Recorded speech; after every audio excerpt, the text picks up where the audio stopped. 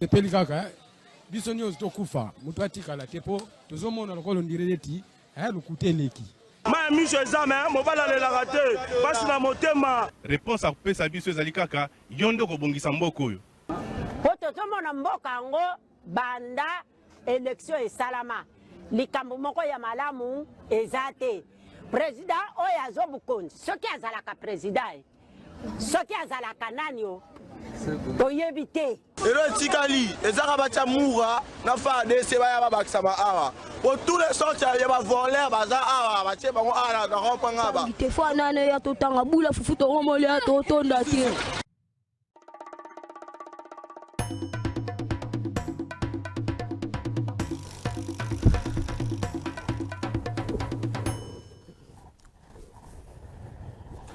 Merci beaucoup. Mardi, Malamou, Naba Congolais Nyonso, mardi 2 juillet.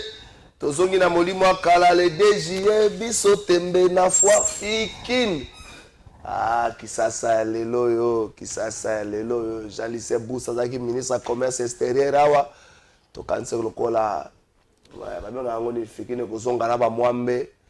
Ezongi te à Kinshasa. Mbote na bino nyonso sika bozali. République démocratique du Congo, héritage, la famille Tshisekedi, la famille Kabila, la famille Kengo, la famille Bemba, la famille Katumbi, la famille Bahati, République démocratique du Congo, héritage, ya Congo les nyonso. Nayebi sala bandeko ensemble pour la République ya Moïse Katumbi. Botika ba satisfaction intellectuelle, ba satisfaction wana zo mabino na loko moko te. Botika comportement lokola ya ba fanatique ya fali to ya fere ezo mabino na loko te batu ya ensemble botika comportement ba fanatique ya fali to ya fere to ya hérité ezo mabino na loko moko te kotsaka batu makelele les motards sont allés se réjouir à l'ofoi pour la adhésion na bango ezana tina moko te ba motards ba mona ba kota ki na parti na bino lo ba kota na parti ya mutu mususu lo ba kota na parti ya X botika ba satisfaction les tina moko te ba auto satisfaction vous n'avez pas besoin de ça. Si vous voulez changer les histoires dans Moka ou Bolongo la Makanisera, Batu ya Katumbi, oui Batu ya Katumbi. Otika, vous mis ces pédissa, vous mis ces pédissa poani. Vous tweetez sur ça, vous rêvez. Et ça les nini. Et ça parti politique. Soit tu vas côté, faut pas se faire la cabon. Moko musique politique, le gars makamba musique. Nenga ni élite comme managata politique. Nenga ni élite comme managata politique. Et politique comme le gars makamba musique. Et le roi de la musique à Congo, élite et Zakasou, il y a peut-être beaucoup de gens qui ont des politiciens qui ont un comportement. Moïse Mbi et Namaï Kalamba, ils ont la pleine stade. Ils ont un comportement. Vous avez un comportement digne et responsable comme Mamboka. Tu as parti à Katoumi, tu as un comportement. Je vois que Boyoki. Mais vous avez téléchargé, vous avez dit que ça. Moïse Katoumi, tu n'as pas besoin de ces gens-là. Si on dit cadre parti na soya oh non président vous savez il y a un groupe de motards benganaye vous savez on a pas distraction benganaye ils ont été incapables parfois de mobiliser pour pendant la campagne bango là auto satisfaction ya tina ngoni vous non ya moko boye bande ko bazolo batrésor kala fa banda ka mission na maloba kanda botende ko soki ti lelo zala ka ko seka seko za na kanda na Congo donc ozo miye bata Congo le fona mrela mo boza kanda otala makama mboka no za kanda Ozakanda. Le week-end, vous partez monsieur Zamboga et les gens contrôle la BM23. Ozaka kanda, ozaka koseka, ozaka l'année. Le bina le bagi na plateau mo Paul to soué seka na zala qui invité. Na nzembo wera embaka ata basali mobulu bakolonga te biso to mesana na ki. Bora tanga komba musée. Bora wera so na tanga komba musée le rang des écarts. Le robert ka ba mise ba yemba une chanson patriotique ba ko pomper ba kombo ya bat. Au mituni nzembo bazoyembela pona batu to nzembo bazoyembela pona ba individu okomona bango o wakoti studio bazoyemba nzembo pona FARDC tala liste bakonzi boyoka la sorite bazoyemba nzembo pona mboka batie kombo nayo on peut comprendre au minimum batanga chef de l'état mais yo za ministre batangelo a tout ça ministre de défense batango pona ne Congolo saka na molimba ko seka seka tala ba ngenda kiti o sekela kani ozo bwana bovani trésor à la fin l'élection yo moko ozo sekela ne ozo non comme na niveau ya kanda te Congolais comme na niveau ya kanda Nicolas Kanda ya bimiti naza illustration image ya photo moko ba so na pesi bino artiste moko boye asali photo moyibi babi muto ayibi muke batie ne batumbaye. Moi je n'ai pas dit que Nicolas Kaza est ayibi. Je n'ai pas dit ça, je ne dirai jamais ça. Il faut la condamner. On a l'obité qu'ayibi mais soupçon ça compenser les colons. Ce soupçon ça compenser les colons. Il faut pas ne pas s'ambisser. Malade yo bango abela komba na ngwe tirage faut abimilaka. Yo bela boy mama yemotam su poko de ça passe. Po kilo nego ça ba soko beli achijo na mbongo akon ya garantie te. Mo garantie ça pratiquement $3000 on refuta ngo sur mbongo. C'est nego zo seka seka na trésor za kamata bela ba pena achijo za mbongo futa garantie kuna. Poza $3000. Maso yo ngando zo mona nga motama be. Zala mta okanga silika ka pona situation mboka na yo. Ozo silika to ozo sekelani. Ma fonctionnaire samedi passé va tonner un message. Tu fais ça la ministre de la finance a foutu biso. Donc pour muta foutu bino mbongo ya musana bino boko ba ozo pas le niveau à même la bino. Félix Tshisekedi lo baka na tribune ya Union africaine. Azo kama un peuple affamé mais après ba bet la raba to maboko le peuple africain. Ya Congo c'est plus grave que ça. On bet la raba konzi maboko pour nani. Kokoum sa président de la République kokoum ça été. Tala iso ka sale obi merci au sale. Soka sale to critiquer ozo banga ni.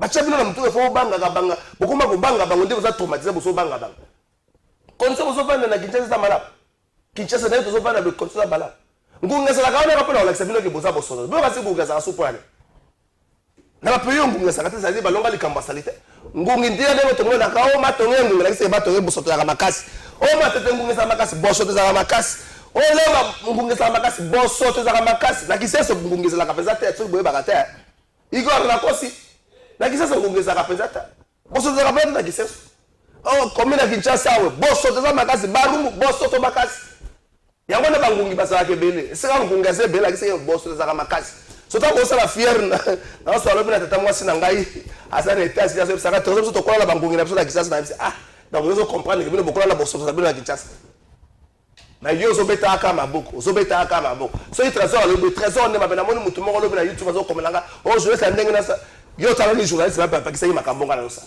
na fingi mutu na tayi komba mutu flatterie oboza na ngona Congo yaso na forme omona mutu zo kumisa mutu ndenza ma yebisa ke ye mutu asalaki yo na sepela ka so ibata bati liko bazo bengai le professeur les nigneux les bato kambola ba bombe bisa même science mutu za docteur ba di le professeur les docteurs bozo be bisa même science omona mutu zo benga Vital Kamerhe Docteur professeur le docteur professeur monde ndeko na ngai kindokoleli la kimukolo to leo la bomwana muke docteur professeur kindokoleli la kimukolo soko bengi docteur longola professeur to bengi professeur tout court nyoso na poboza ba flatteur ba pasteur ba flatteur ba nganga ya Congo ba flatteur o mboka ndengeni nganga zo flatter pasteur azo flatter boka ndengeni ba pasteur ba mona ka vision malamu pona ba konzi so eza Aristote ngari mi vision za ka mabe nzamba so la sanga na famille bazo bundisa famille bundisa ka babola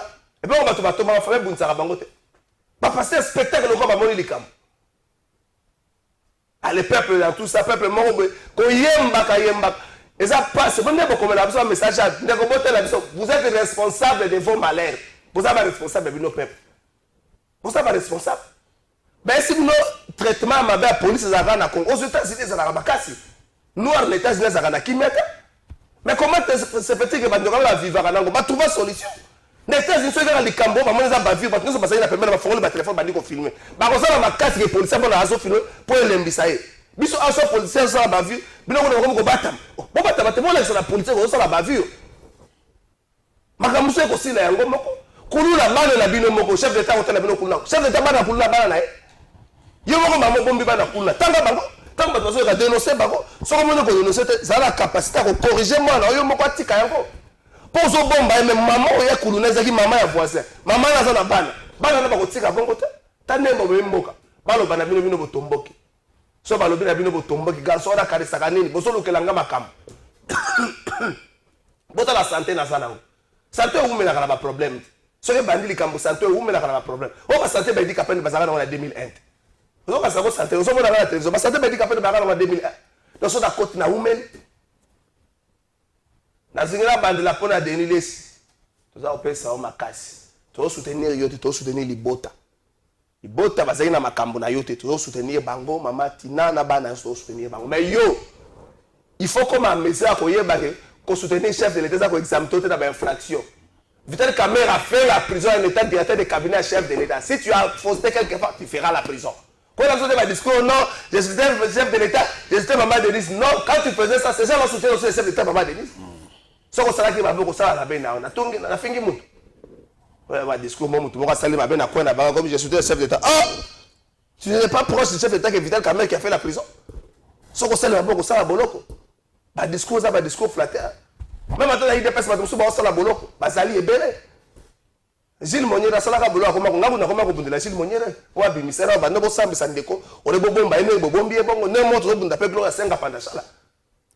Bolinga mboko ko lega nyonso. Soko lingi mboko tozo baluka boitali yo. So da ngina pesa batu mbota boko silika. Na pesa batu mbota boko silika. Na ko pesa bango pe mbote te na pesa mbote na badam na ngai. Na ko pesa bango mbote te. Des invités bazana biso na plateau mukola lelo. Je m'excuse.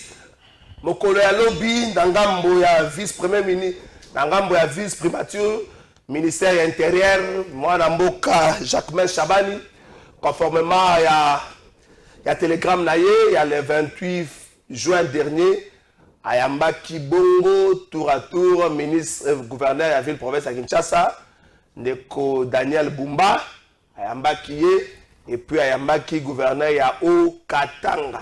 Merci beaucoup, Ndeko Daniel Bumba, Azala qui a accompagné na moko, il y a membre ya gouvernement naye, Azali Bongo porte-parole, il y a gouvernement provincial, il y a Kinshasa, Ndeko Jared, officiellement, de Kabumoko te lobami, na sima ya rencontre wana meto yebi ke sika batu bakutani solution zo marakaka solution bazu ezanini officiellement yeba nanu te to conseiller une communication officiellement au moins bazala kibongo na ba kibongo répondre à l'invitation ya ministre ya intérieur na ngambo na epende ko Jacques Kabula wandane azala kipe ayaki pe ko répondre à l'invitation ya ministre ya intérieur pendant ce temps.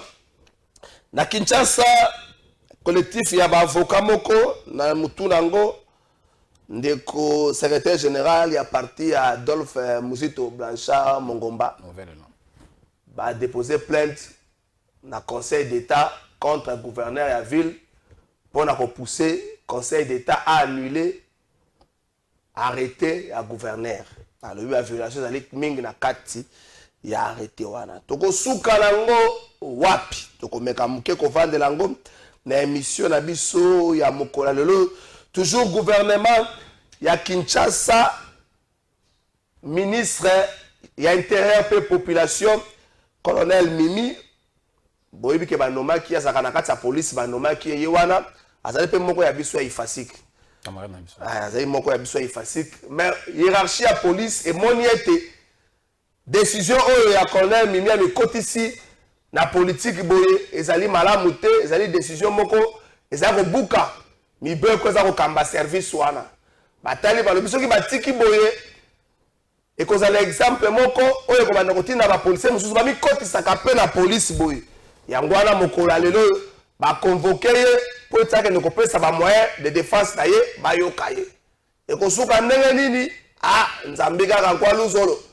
na ngonga wana gouverneur à ville a tikali serré a bougé loko mokote a changé loko mokote même maman colonel Mimi a zali convoqué le lo na hiérarchie na ye maman asala ka mosala malamu ya te pona ba tanga na effacer ka saka musa biro les aka awa na wileri soki muta poser problème kuna ezaka te po ba koma na papier ba sengo mbongo a papier ezala te pa na ye na mtuna ye mokolo moko osala ka ndenge na ye papa ça fera futa bagi ya mandat au-delà de tinda na hiérarchie to lukaka to somba ta moi papier mais to sali pe rapport na hiérarchie to soki ça fa to somi papier to sali bon on dirait soka zwi Kinshasa on dirait soka zwi Kinshasa on dirait et go bonga moi moke à terme ba kuluna à terme ba nuisance sonore en terme bana mike ko benga ka ba foti to ba nyonyo ba tambola ka na balabala momba poza ki domaine za ko gérer la police moi pour les rues ko mona espérons bien que les gambo et kosuka ndenga malamu pour gouverneur à ville atikali serré à charger et loko mokote au-delà de makamnyo sur salami na ngambo ya peka bazali ko annoncer ikala mingi te session moko extraordinaire pour nako investir gouvernement wana mais ba pesina no date te boyebe session extraordinaire za makambo mo ebele ceux qui ont bazu mon solo ba yo convoquer yango maintenant to zela nini oye ko salema 64 ans indépendance bilan perspective mais motuna moko na ba invité nyonso to jouer na niveau nini congolais a échoué 64 ans après na niveau nini est-ce que na niveau ya bolingo est-ce que na niveau ya bolingo ya mboka ou est-ce que na niveau ya formation de l'homme c'est là de to échoué merci Nabino abimaki bon quand je l'ai invité le loba abi Nicolas Kaza de ça la moi 15 jours tout ça là zonga est-ce qu'il y a encore une crédibilité pour notre justice Motuna na Robandango na Emmanuel Tshibambe listé les samedis jours fériés listé les dimanches non listés donc la DGM a travaillé la journée de dimanche pour la Nicolas Kaza na liste na tuni na éviter peut-être dans une réponse listé les samedis à 21h30 non listé les dimanches DGM a travaillé dimanche pour la Nicolas Kaza na liste ce qu'a travaillé qui rapidité wana ezali ki motivé na nini mo ezali na kaka bolingo ya ndeko azobela to ezali motivé na quelque chose pardon bolimbisanga na otanga deuxième na nenga mabete boya ko twanga na aéroport bo au trésor baluka na bo tanga ki biso pardon bolimbisanga na bolimbisanga pardon juste ozoyoka deuxième alimbisanga boya ko twanga na aéroport boya ko baluka te mona bakomi ko bala passeport na yo ordre d'émission ngana vivaka na ordre d'émission alisote ngaribe na pression mbote ndeko kalafai na pesi mbote na bandeko nyonso bakolanda biso na pesi mbote na président national na biso ya PPRD camarade Jeff Kabila Kabange na pesi mbote na camarade secrétaire permanent na biso ya PPRD camarade Emmanuel on dirait Chadar a commis concentré na bakour hein non mais Olanda qui sorti na été récemment makamotali changement ou révision à la constitution silence na biso ali éloquent na pesi mbote na la très distinguée ex première dame Maman Olive Lembe Kabila, na pesi mbote ba Congolais nyonso, na pesi mbote na ba Congolais ya Kanyabayonga, ba Congolais ya Kirumba, ba Congolais ya Butembo, ba Congolais ya Bunagana, na ba localité nyonso oyo o l'état congolais sous contrôler té, mais ba tuaza ku nazaka ba Congolais lokola ngana yo. Na pesi ba mbote, na pesi mbote na co-débatteur na. Merci nego bengi singa lelo na sepeli mingi. Merci beaucoup Emmanuel Tshibambe, leader PES. Une idée PCR mon bon est-ce que dit manager bon Emmanuel Bolaki déjà manager et puis que respect à texte ezali l'élément primordial ya bonne gestion la pression mbote ndeko trésor mbote pe na ba nyonso bazai kolanda biso mbote na ba congolais nyonso bazwa mis sur toute l'étendue du pays pe ba bazali banda ya mboka et puis que respect à texte ezali élément primordial pour la bonne gestion bonne gouvernance. Je ne sais pas ce que vous avez yango. Ah, oyebi yango. Toyebi ete malobo yo lobi yango nde ezali, c'est ce qui est de droit. Sikoyo, comment peut ça photo na docteur Etienne Longondo. Asengi kaka respect à texte. Parti ko sanga président, ensuite ngari mabandi apesi président na président na bango ya parti. Le sénateur à ville, le président honoraire Joseph Kabila. Yo so pesa ba conservateur ou ba secrétaire général parti wana quand même mais ça ka bino mon côté ba parti nyonso ndenge ça la kabisa lokola de ring na avec club na masimbe équipe amutute ezaka ba tu nyonso soko lingo koto lingo bima kuno bimi okasate parti za bino docteur Etienne Longondo na weekend le bino non monsieur Kabuya trop c'est trop tout ça la congrès tout pesa la parti la konzi ya sika boyulu muki bokomi ko la rappeler Etienne yo ça na exemple ko pesa bisote mutu ayibaki mungwa et pas voisin pour biloko et pas nezaraki mungwa amoni bazo yiba télévision pas voisin abele la té pour yibaka mungwa pas le banner bon atiki voisin télévision kei ndeko trésor na lingi moi confusion minute kaka moi confusion yo poser mutuna mulai bon nazo résumer kaka na 8 minutes opesi ngai confusion ezali par rapport ya ba dire ma propos ya ngai ndenge bato baso kozwa makambo ndenge yende ko ete na kosi bino kasi yo poser nga mutuna na sala loko tengani mna yebi obengi singa pona ya nola mituna na yo vanda kimia na pesa yo azokoma ndeko ete Longondo azui alambi biloko ndenga mesana oyebi ndenga mesana ko lamba ko yiba ko kosa ndenga mesana boyebi ya ko finga te to yebi so surtout il y a pas de secret aye akosi na kangana no tikanga na banda ko sonina ka po akosaki apesenga ba document lokuta on sonina ndenga je suis na ye filmer oh là là Emmanuel Bandi dit on va nous sonner en fait Aristote na remunération makambo na Emmanuel Nakala awa je crois kitso soit na rapona makambo était lobby était longo na pesa lobby bien moi je viens de l'école de Etienne Tshisekedi wa Mulumba. Non, je ne suis pas un ramassis comme il était Longondo qui sont venus à UNEPES en 2011. C'est différent mon frère. Des gens qui n'ont pas vraiment ingurgité l'idéologie à Tshisekedi wa Mulumba. Je l'ai dit, on comprend la bangoté. Excusez-moi, je ne suis pas venu relater ma vie ici. Tu peux imaginer. Tu peux imaginer. Nous avons diplôme d'état en 2002. Son émission que nous avons eu de peste, nous avons eu de blé blanc. Tu peux imaginer c'était quand? Il ne faut pas me comparer à Bango. S'il vous plaît, s'il vous plaît, s'il vous plaît. S'il vous plaît. Intéressant.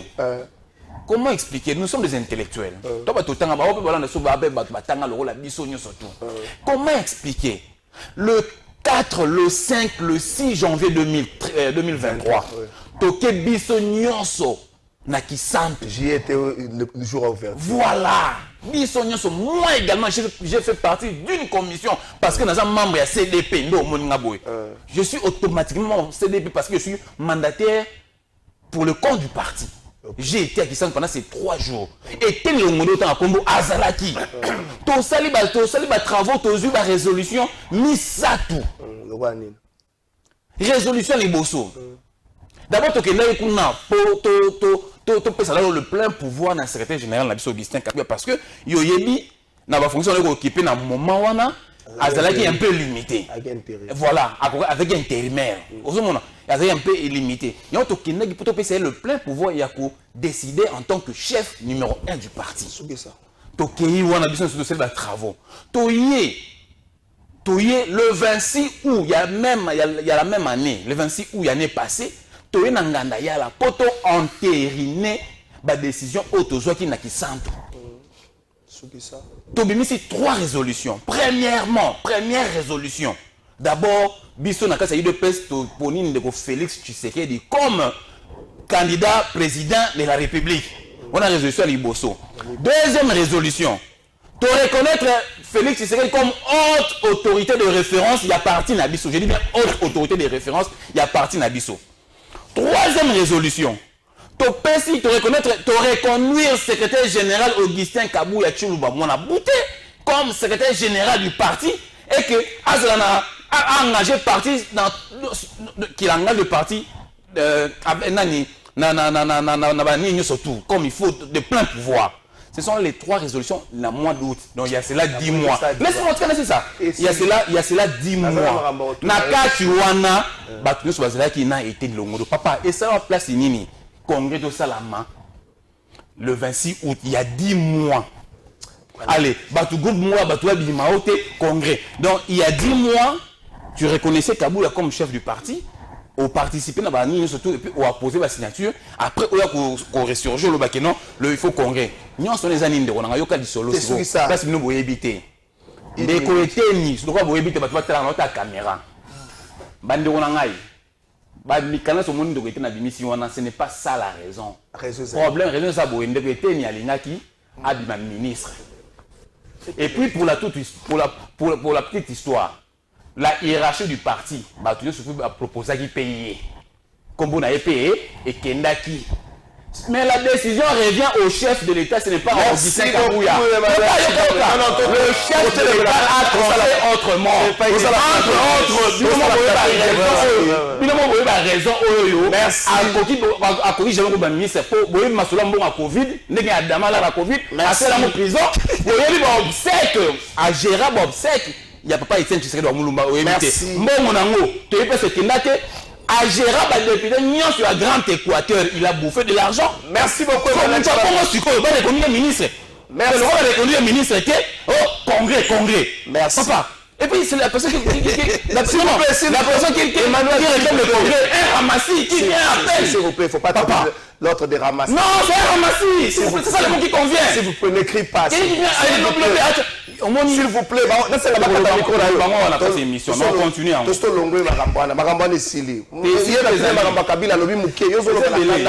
Merci beaucoup. Et puis, s'il vous plaît, Emmanuel, s'il vous plaît. Au moins, on a un débat autour de l'IDPS, il y a des questions. Parce que haute hiérarchie, il faut ça définir la statut. Si on a défini, beaucoup de sera violation. Merci beaucoup. Tout ce que la haute personnalité et à partir ça définit la statut. Si on a défini, ça m'a camusou. Ndeko Aristote Ngarino. Ndeko moi comme bonjour trésor, tu échoué pour un égoïsme, monsieur Gustave depuis Mongapula.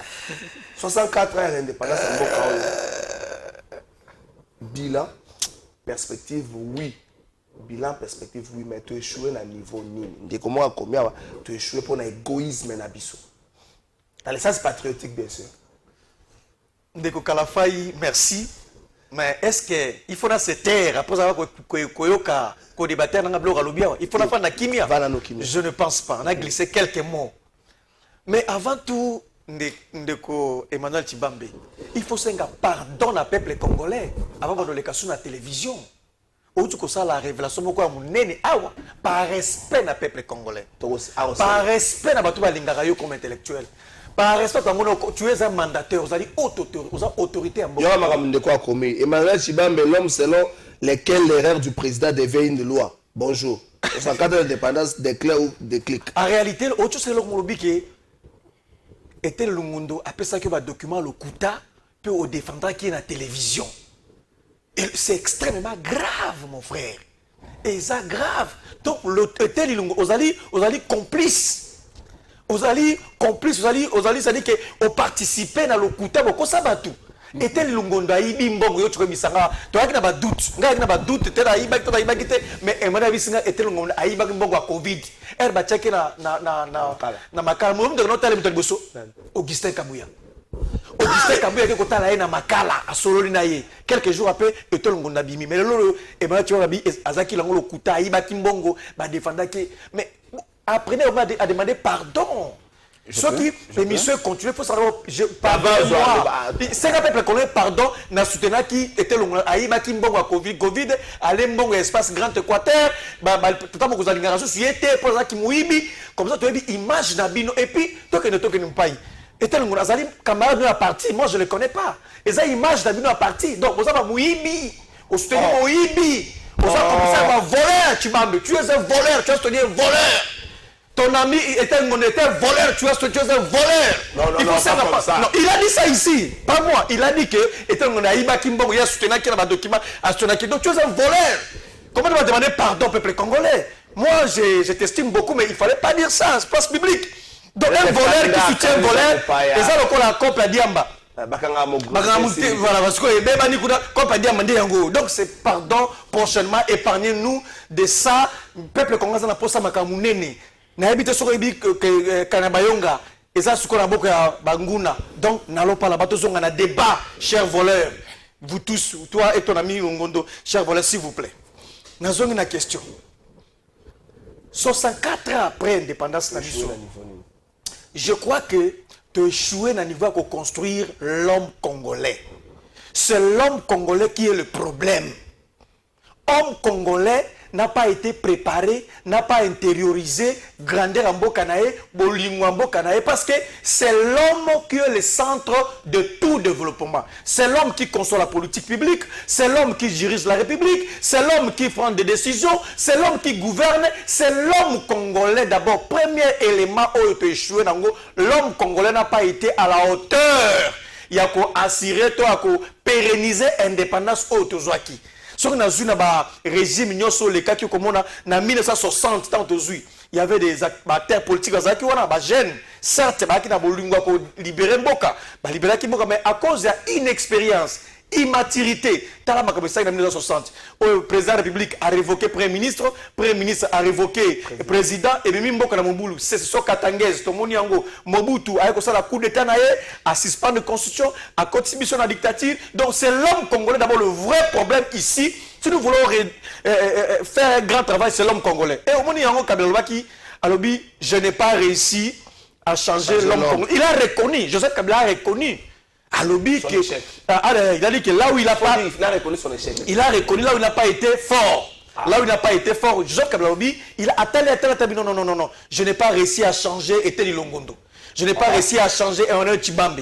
Emmanuel Tshibambe, il vient sur Tel Longondo. Il fallait changer Tel Longondo et changer Tshibambe. Je n'ai pas réussi à faire ça. Je n'ai pas réussi à changer XY.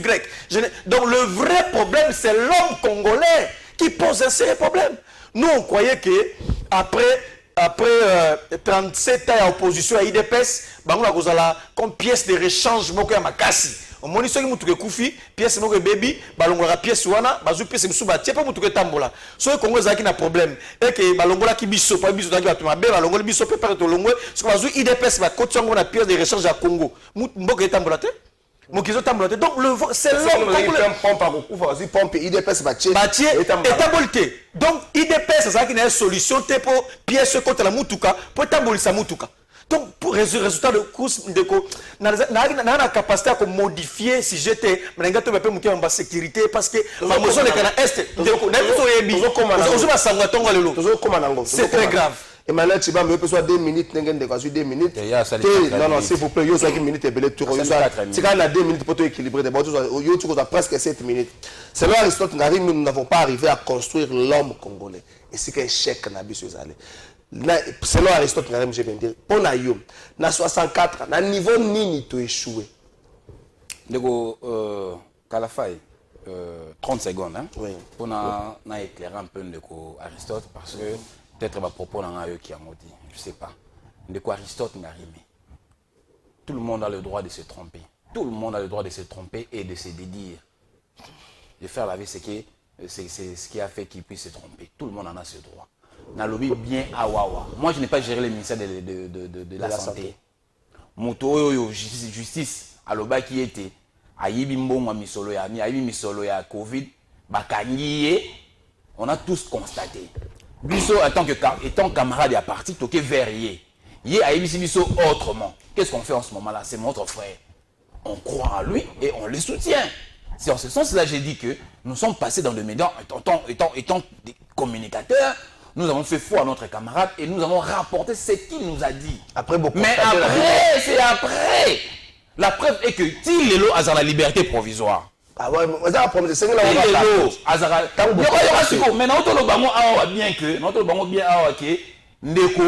on se rend compte que, parce qu'on a aussi mené des enquêtes, des investigations. On a mené des investigations, même au niveau de justice, même au niveau du ministère. On a compris que camarade n'a pas l'okuta. C'est après. Merci beaucoup. Alléluia, amen. On a compris qu'il nous avait blousé tous, même la hiérarchie du parti. Okay. On a tous compris que non, il nous avait blousé. C'est ça ce que j'ai dit. Alors, en ce moment, vous voulez que je me taise? Non, je reconnais que notre ami... Mais je l'ai dit ici que notre ami... Écoutez. Ce que je disais, ça venait... C'est plus que le pardon. Non, écoutez d'abord. Ce que je disais pour être Longondo. À l'époque. Ce sont des éléments que lui m'avait donné, moi, de dire. Donc moi, je n'ai fait que rapporter ce que lui me disait. Okay. Ce ne sont pas des paroles venant de moi dans mon intrinsèque, non. Donc moi, je faisais tout simplement le colportage. C'est en ce moment-là le travail que... Demandez pardon. S'il vous plaît. S'il vous plaît. Non, tu ne vas pas me perturber. Donc, j'ai dit, mais ce que j'ai dit, c'est plus qu'un pardon. Je reconnais que notre ami nous avait blousé. Ok. Là, quand je parle de la philosophie, non? Ça va. Et puis pour éclairer. T'écoutes la question. On a débat sur IDPS. On a débat sur IDPS. On a compris le message. PPRD, ils avaient créé ce 2000 combien? 2003. Depuis 2003, si je vais faire bien comme président PPRD en 2018. Ok. Pendant tout ce temps, il y a eu président PPRDT. Donc, Kolobaye était fait, tu sais qu'il dit, avec président de la République, et moi, tu es président parti, il a été entré de jeu que, non, Bissot PPRD. On ne fait pas le débat sur ça, Emmanuel. Nous avons notre autorité de référence parce qu'on ne peut pas dire comme ça la télé que c'est notre président parce que ça sera en violation de la loi. Il exerce les fonctions de chef d'État. Tu sais, la mort de 30 minutes, mais mon tour est ce qu'on appelle sur 1 minute, kaka. 1 minute, kaka. Ndeko, après 64 ans, moi, on a zolo basa n'engage que moi. Place na koyo loba ke biso to échoué. Ngai kana na ngami ezala kana ba oyo ba yaya o ba liboso na biso. Omoni génération ya ba bakoko oyo ya indépendance après génération na bango oyo kikoya wana Mobutu na Etienne Tshisekedi après génération on a bangonde il fallait qu'il normalement ça effort sur le moni chef de l'état DG Mboka pendant près de 2 décennies et qu'à l'objet que j'ai échoué au bon la peuple congolais c'est que makanisina ezala ki wana tezaki ailleurs ndenge kulutu nanga Joseph Kabila lingara mingi nazaki déçu le jour j'avais appris qu'à l'objet qu'il n'a pas réussi à transformer l'homme congolais. C'était la raison pour laquelle Bistonia Yose à la place on a au même pendant 18 ans. Il fallait qu'on salle fort. Le bataille était en tout cas, on a une salle fort, on a bon le peuple congolais, on a 73%. N'engue tu sais que d'abord 73% à l'élection. Mais le 27 restant, comme on a na kenangai, n'a t-il pas prédécesseur on a payé. Ayako sa nini, ayako parachever moussa dans la salle. Mais Koloba était, moi je n'ai pas pu pendant 18 ans. Ça c'est donc il a dit c'est vraiment que Kolutu na biso Joseph Kabila Kabange abandonné ko diriger biso Motu na Kinshasa mais makanisi ailleurs. Ça c'est noir sur blanc. Mais c'est le même constat aussi que moi je fais. Moi je constate que peuple congolais vraiment tozangi qui bon moto na tozangi yango. Ça c'est un secret de polichinelle. Fait cas d'illustration les alliés mingi na ko pesa mais le grand ngozate vraiment c'est le seul regret on a dans un outil de l'eau. Moi je pense que avec l'actuel chef de l'État, il faut alors ça là, na initiation, il y a initiation, il y a niveau citoyenneté activé. Je pense que si à l'ombre mandat, à cause ça quand même un grand pas. Comme ça, mon tour pas peut-être mais ça sera même pas 100%, ça sera un pourcentage quand même élevé, considérable. Comme ça, on a ad vitam aeternam te. Suka okendaka. Merci. Comme ça, on a la continuité de l'État pour parachever Félix Antoine Tshisekedi a sali pendant nombre d'années surtout avant le pouvoir. Merci beaucoup. Bonjour de Trésor Kalafa et Anthony sont pas depuis Baromou. 64 ans après, c'est une honte pour nous de nous reconnaître comme un État parce que aujourd'hui tout va mal sur tous les plans. Il nous faut des hommes conscients et patriotes. Le sujet IDPS c'est une honte pour ces grands partis comme l'IDPS marchait dans un tel désordre. Yebisape Ndeko Mutamba Atika populisme. Ah! Il y a un message combiné. Il y a un message combiné. Il y a un barumbu. Na pesi bana barumbu mbote. Ndeko ma komeli na njili o bangungi baze bele batini na bango et pompa. Mais na bingungi ya synonyme à salité. Bonjour de Kalafa ina komeli depuis qui c'est aussi vous pouvez makambu ya Covid biso ba prestataire jusqu'à présent au futamate. Tolingaka même pas koyoka kombo ya ministre oyo bozo tanga kombo wana longondo maintenant awa Covid ezongi banani bakosala ngo Covid ezongi ndeko alinga tabatanga kombo eteli longoto Aristote Ngarim avant de compter la question sécuritaire na makamba Kinshasa en une minute tout Emmanuel je crois il y a tout ça une minute liste le samedi enlever sur la liste les dimanches population doit comprendre la vitesse avec laquelle le service a besoin de travailler pour protéger ou pour évacuer un seul individu dans le Congo. Pas que nous avons soin. On se pose la question, nous avons soin qualité n'engagez au Kinshasa, tout Congo me confrériété. Pourquoi pas cela quand il lundi, tout mardi, le service ça de manière officielle. Est-ce que cette manière de faire rend notre pays fier l'occasion à 64e anniversaire et à l'indépendance? Est-ce que cette façon de faire est une bonne image de Mboka Nabiso na extérieur? Bon, à une minute, on est calme. Nalingi nakeneba moko na sujet hein. Oyebi le loyo mythe IDPS et Sekoi. Le peuple d'abord basi bakuda yango. Le mythe Tshisekedi et Esili démystifié. Nayebi sibino a pièce de rechange bakakanisa ike ko utana IDPS po ya kobongisa mboka mutuka ko nango Congo pièce de rechange yango zali nango ya mabe IDPS démystifié le loyo. Oteyebi kezaki une coquille vide. Totomboli jipa IDPS tomoni qui avait rien dedans. Donc tolongolango na pembeni l'homme obanda kozala out na IDPS pour apporter un plus zéro ndeko. Yoko ngalo baka okondi mapenda IDPS na ko tia makeye na mboka o ville morte. Toi qui no ba jeune o ba ville c'est ville morte. IDPS ça sali ville morte. Batu bato aussi. Mais là on s'est rendu compte batala quel type d'homme IDPS a proposé dans la société. Quel type d'homme IDPS a tenu à la ministre? Nazuna non, Tomanoka Awa, Tozuka Nicolas Kazadi, Azaki ministre à parti. Azaki ministre à finance pour le compte de quel parti? IDPS. Nicolas Kazadi, ministre à IDPS. Parti au Vassali 37 en opposition, social-démocratie, justice sociale, l'état des droits, le peuple d'abord. Ma proposition, Nicolas Kazadi, ministre des Finances. À Komikuna, miracle du siècle. Forage moko. Hier, un miracle, il y a la classe, Nicolas Kazadi a défalqué mongo, na 290 000 $ pour un seul forage. Militant, membre IDPS. Te font de là et de la mouki. Eteli Longondo, oh là mon frère Bengue Mouibi. Voleur, tu parles en gâté, tu parles en Tibambabi, Eteli Longondo, c'est un voleur. À cause ça qui n'a pas document le kuta. Partout sur à cause ça, Kadiosha. Un autre ministre, Eteli Longondo. 37 ans opposant, t'as la qualité à ministre. Il y a ça 37 ans. Il y a 2011. Ah, on a peut-être, mais. Il y a été au Yabiaya. Donc, le contrôle. Ok. Je contrôler bateau besoin d'un IDPS pour arrêtez ces comportements.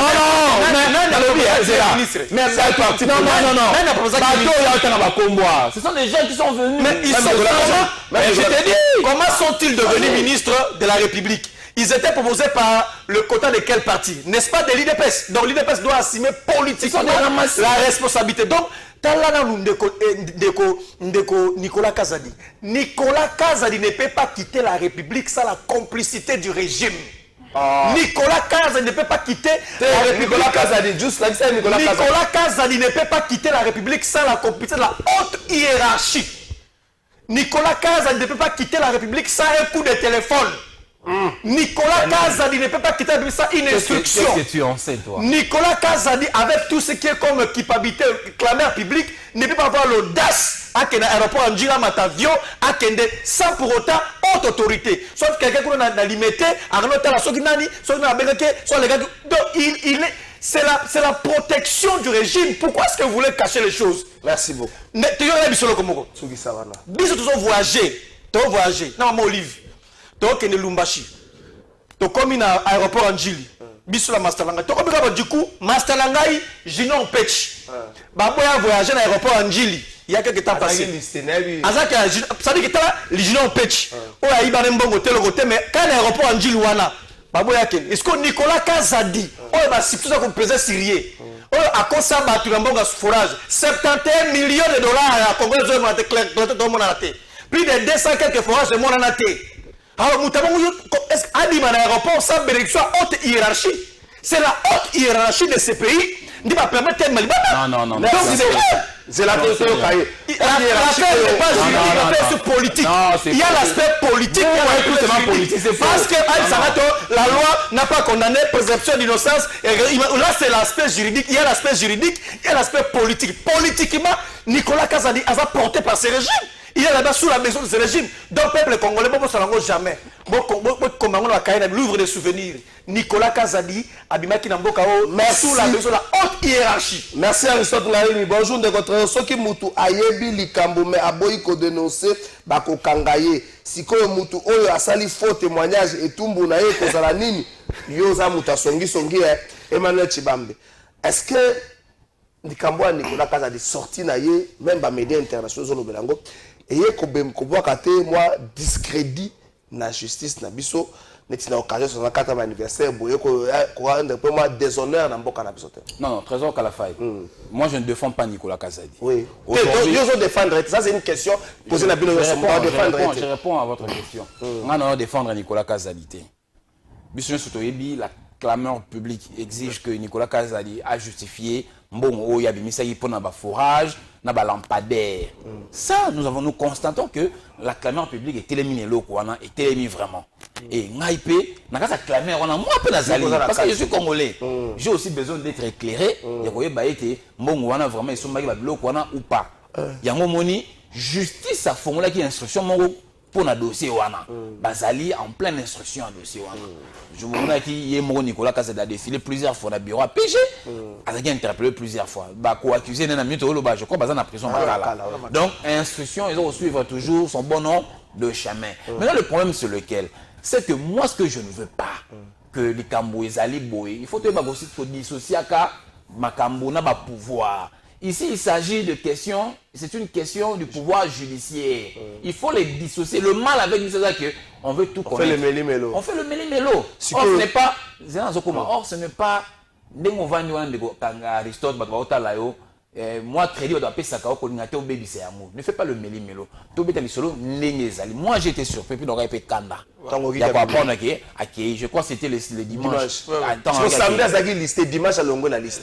Écoute maintenant, cette question doit être posée à nos amis de la direction générale de migration. Kolobara makamona bango to. C'est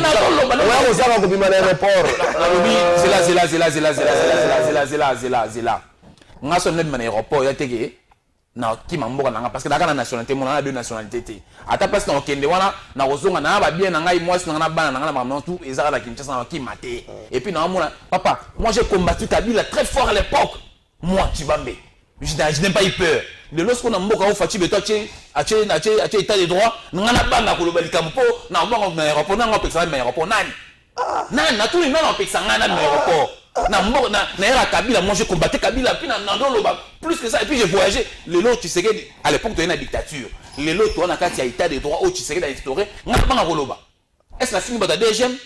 Est-ce la fini boy? Nga le que question on se poser, c'est une question qui relève de la spécialisation de services de migration tout simplement. Nous devons leur poser la question. Comment est-ce que basculement et salami? Parce que samedi, lobby, dimanche, hein, c'est ça. On a continué le baïté.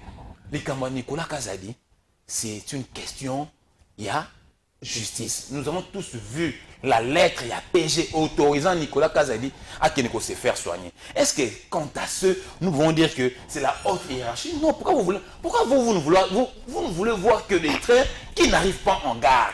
Même la leçon, elle est clairement établie que c'est le procureur général qui a autorisé. Je crois près de la cassation. Hein? Oui, près de la cour de cassation. Près de la cour de cassation qui a autorisé à Nicolas Kazadi d'aller se faire soigner. Maintenant, comment vous pouvez dire non? La haute hiérarchie. Ça, c'est de la démagogie. Et puis ça, c'est de la mauvaise foi, cher ami. Il faut que mais c'est que presque un rose d'accord, peut-être, parce que je suis congolais.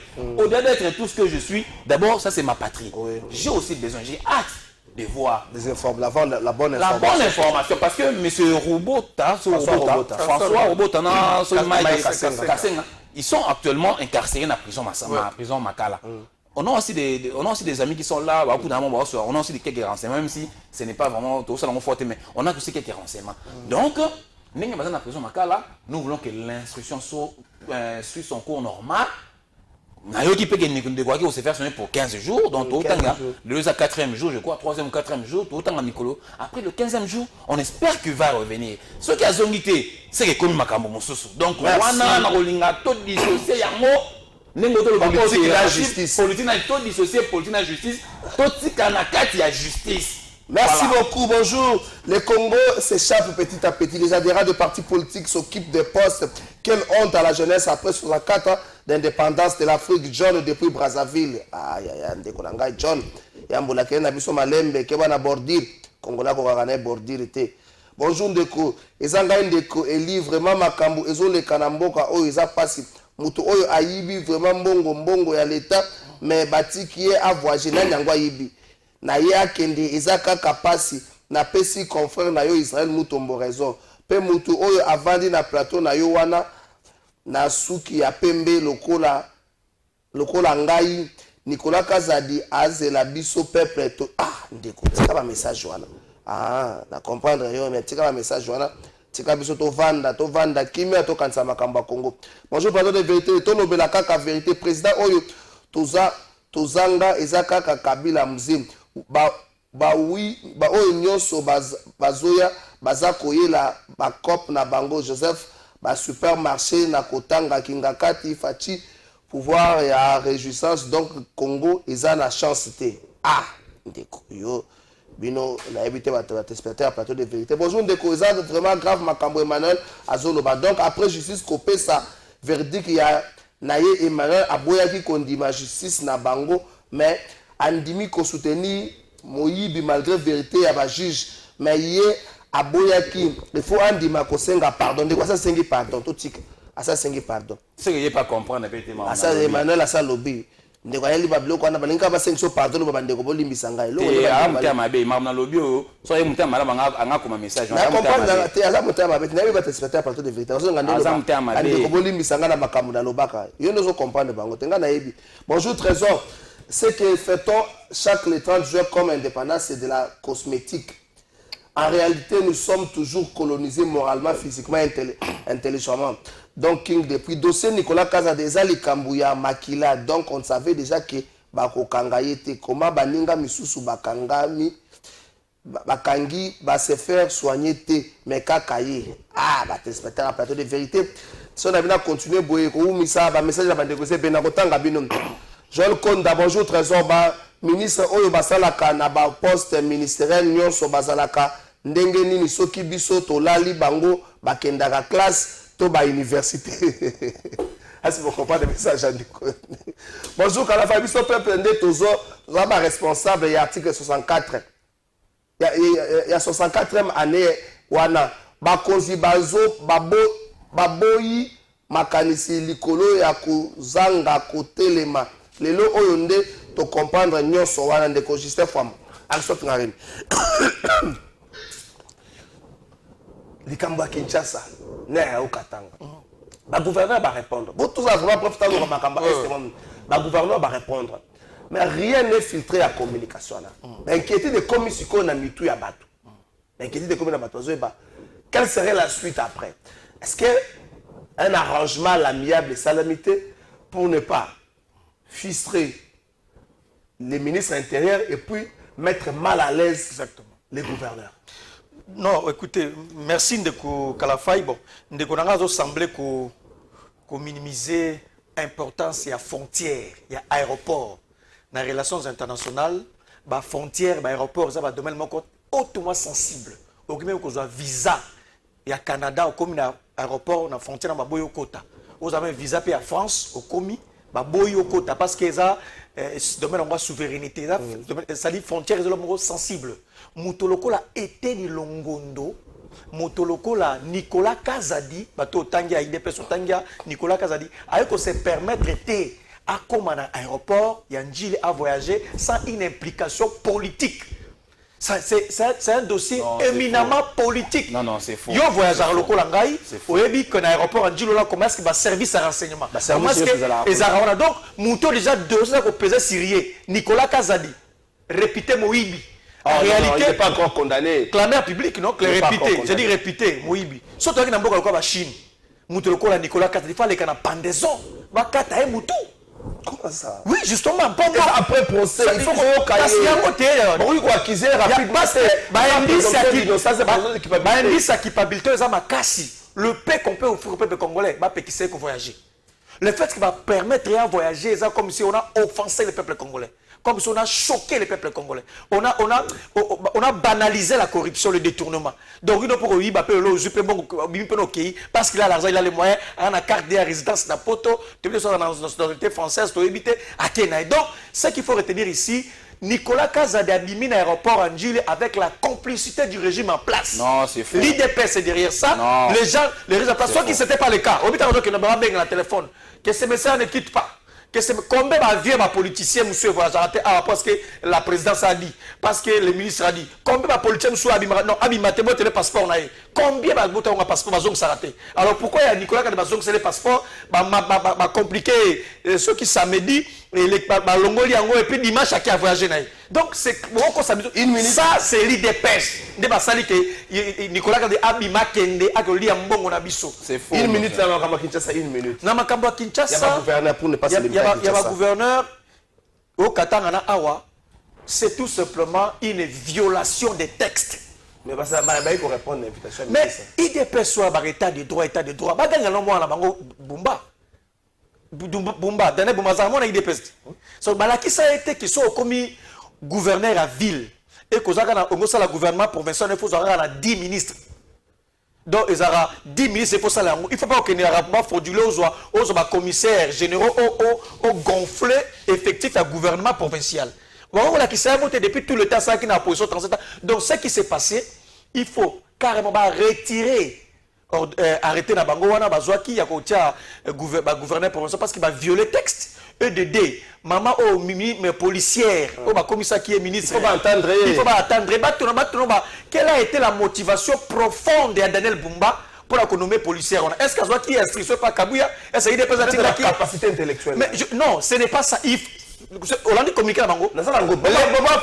Communiqué à la police. J'ai aimé. Invitation à police. Il faut en s'appelle la mouta communiqué. Invitation à police. Le fait que maman wana ndimi kokende kuna eza ko inciter ba policier musu batikali ma autorité musu basala lokola ye. Donc Daniel Bumba 37 en opposition. Il y a pas quitté que ba nomaka policier te. Tu en état de siège te. Tu en état de guerre te. Azu policier a nommé en violation de texte. Donc après la police. Donc c'est très grave. Donc Azu et net Kiaboula paix en réalité hein, les deux gouverneurs ne respectent pas Jacquemin. Merci donc Jacquemin Chabani n'est pas respecté par Kiaboula ainsi que par Daniel Bois parce que par une séance de travail avec Akibango Basalak Basololi Basali Mereni c'est la communication officielle. Mais on ne respecte le ministre de l'Intérieur ne pèse pas, il n'est pas respecté. Merci beaucoup. Bonjour Ndeko Trésor. Pourquoi justice il y a 2 poids 2 mesures bako accusé Nicolas Moussou Baza na détention et pourquoi Batiki ya Bima Libanda ya Mboka c'est que parti politique naye ayebi magouille naye. Bonjour Trésor, ce qui Emmanuel Aboyi Koloba na peuple vérité na Lingala wana ndenge ya IDPS bazalaka à part bonjour nyo se tikali ezalaka lokuta pona bango. Ah depuis limité ndeko Foster Kiala. Ndeko Foster allez moi je suis là qui alors nini mutema le wala osomo mbe bonjour Kalafai question na ngai kama c'est que depuis na nini akomi kotambola la sécurité ndeko bino komi pe kombote bonjour trésor soki lelo bandeko ya pe perdre ba komi koloba lelo eza pona IDPS oyo na Félix Tshisekedi et non parti Etienne Tshisekedi même place oyo azali aroyo kakasoni 37 ans ndeko Junior Mata oyo na nite Emmanuel Tshibambe. Est-ce que ministre et intérieur après rencontre na bango et donc batamone comme ko mais les communication officielle ba photo bimi ba rencontre monani mais après il y a pas de communication officielle pendant ce temps collectif va avocat moko ba ko funda ndeko Daniel Bumba na conseil d'état pour na relocate a rapporter arrêté na ye ou etiaki équipe wana bandeko wana ba mitema mabe yo kana bafundi ba ngonyoso tout na tshibongo na kata saki moko ba mitema mabe parce que balandi batali ba arrêté à Daniel Bombate. C'est vrai, la loi dit il faut pas plus de 10 ministres provinciaux. Ça c'est la loi. Mais bon la loi le dit que le gouverneur peut vers le pouvoir peut créer ba commissaire généraux na katanina. Ça c'est la loi. Article na boseni article mais c'est là tant article 198 alinéa 2 aux akopé sa biso et akopé sa ba gouverneur makasi yako sala nini yako nommer gouvernement ya 10 membres. Na tanga article 192 et 198 alinéa yango na koyi nango déjà pour na tinda yo ba de ko jouer sebele. Article 198 de la Constitution, alinéa liboso, le gouvernement provincial est composé d'un gouverneur, d'un vice-gouverneur et des ministres provinciaux. Les gouverneurs et les vice-gouverneurs sont élus pour un mandat de 5 ans, renouvelable une seule fois par les députés provinciaux au sein ou en dehors de l'Assemblée provinciale. Ils sont investis par ordonnance du président de la République. Les ministres provinciaux sont désignés par le gouverneur au sein ou en dehors de l'Assemblée provinciale. La composition du gouvernement provincial tient compte de la responsabilité, de la représentativité provinciale. Les nombres de ministres provinciaux ne peuvent dépasser 10. Tokei, Alné, avant d'entrer en fonction, le gouverneur présente à l'Assemblée provinciale le programme de son gouvernement. Lorsque ce programme est approuvé à la majorité absolue, les membres qui composent l'Assemblée provinciale, celle-ci, investit les ministres. Les membres du gouvernement provincial peuvent être collectivement ou individuellement relevés de leurs fonctions par la volonté par le vote d'une motion de censure ou de défiance de l'Assemblée provinciale. Non. Il y a un article c'est là s'il vous plaît. Non, l'article qui donne le gouverneur le droit. S'il vous plaît, monsieur. C'est là. L'article qui fait mention au gouverneur de pouvoir nommer les commissaires généraux. Tant l'article les commissaires généraux, je pense que la référence c'est là, Ezali. Maintenant, dans le cas d'espèces, pourquoi Ezali, je vais trouver l'article, on peut savoir faire une mission. Je pense que c'est lequel. Daniel Bumba et Ndelo Bateke a sali arrêté moko a nommé ba ministre na ba commissaire général. Non, c'est faux. C'est deux arrêtés. Et ça deux arrêtés. D'ailleurs, il y a trois arrêtés. Yoka. Arrêté Liboso a nommé ba ministre provinciaux. Nous sommes d'accord. Asuki Wana, il a respecté la loi. Deuxième arrêté. Et c'est que à créer la commission générale, à créer. Troisième arrêté, et ça c'est que bah membre vous avez commissaire généraux par rapport à arrêté c'est ça le problème. C'est création bah gouvernement. Ezali il faut nous article pas excusez-moi Ezali il faut attends le besoin de jouer on a repris. Attends le oui attends non. Mais Ezali je dois encore chercher. Donc d'ailleurs on va respecter la loi. Donc à créer nos commissaires généraux. Alors sinon arrêter la création des commissaires généraux. Après a dû arrêter nommant des commissaires généraux. Maintenant, les gens pensent que dans son premier arrêté, nommant des ministres, commissaire général, c'est nombre à 20. Or, c'est faux et archi faux. C'est ça la question, la grande question. Même nos amis qui sont allés à la cour, je ne sais pas moi. Et on va attaquer, arrêter nommant les commissaires généraux. Non, mais on va attaquer parce que c'est la loi qui le dit. On va attaquer à monter. Donc, moi, Azan a la légalité. Maintenant, pour nous autres, dans les Cambo, il y a Mimi Mikost, bien, nous avons quand même des affinités avec elle parce que c'est notre camarade de l'IFASIC, Mikost. Moi, les informations que j'ai, Mimi Mikost a 5 ans déjà mise en disponibilité. Vous comprenez? Et que mise en disponibilité, on a déjà accepté. En tout cas, je dois encore. Ici, on a conditionné. Selon les informations que j'ai, c'est à vous conditionner, c'est reste aussi à vérifier.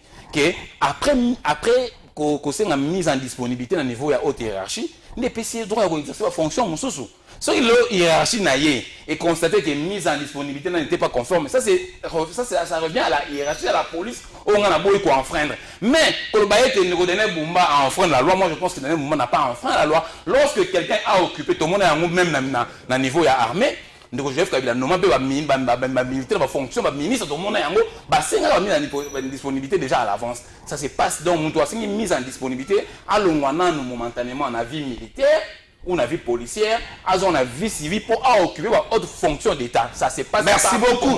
La destinataire a parlé de vérité, la personne merci. Mathilde, il y a un message. Il y a la loi portant fonction de carrière. Agent de carrière. Agent de carrière.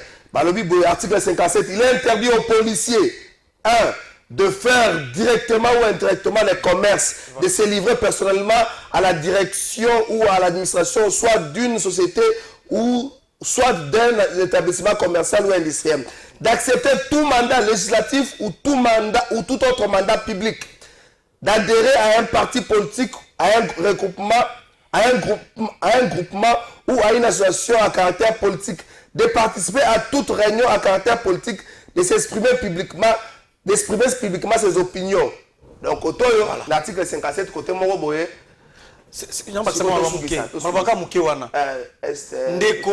ndeko Emmanuel Chubambe nazo yebate pourquoi zo persévérer na ba erreur.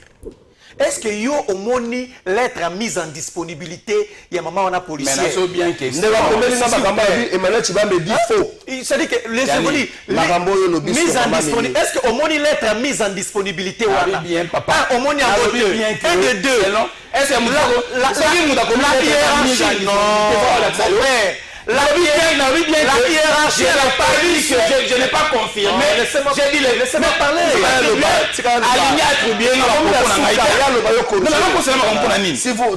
hiérarchie de la police va prendre communiqué officiel.